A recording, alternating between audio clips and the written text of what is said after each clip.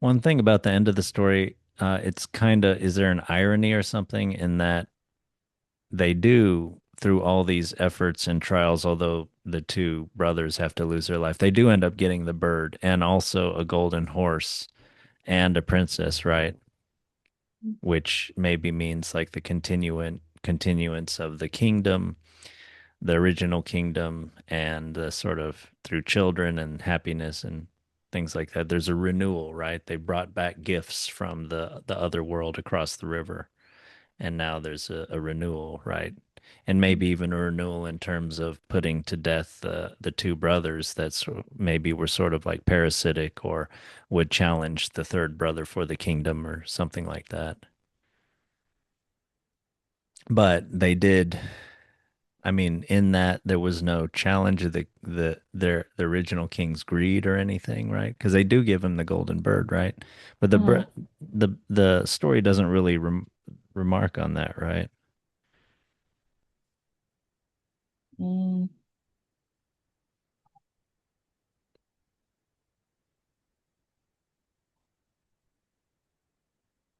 Yeah, I don't think the king's greed after that is mentioned. I mean, maybe this is just the thing that just started it all.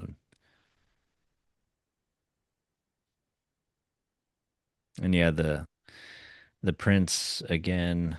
Um, Finally, he's saved from the his death in the river by the fox, and he comes back. And once he comes back, everything is right in the kingdom, right? The princess stops weeping, the bird starts singing, and the horse began to eat. And we could talk about maybe what the bird and the horse and things mean specifically.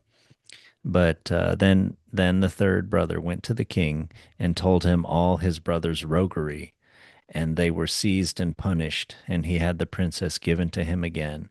And after the king's death, he was heir to the kingdom. But yeah, that's not the end of the story, right? There's the making things right with the fox, which is in a way you could almost retell this whole story from the fox's perspective. mm, A long while after, he went to walk one day, a long while after, he went to walk one day in the wood, and the old fox met him.